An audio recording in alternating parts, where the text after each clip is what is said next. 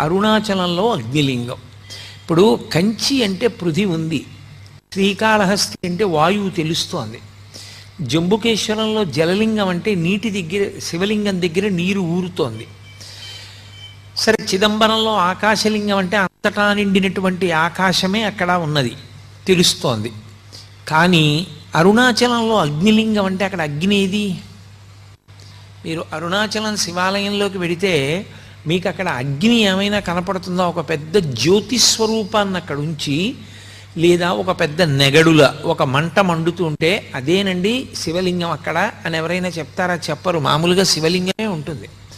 మామూలు శివలింగమే ఉన్నప్పుడు అరుణాచలంలో ఉండేటటువంటి శివలింగం అగ్నిలింగం ఎలా అవుతుంది?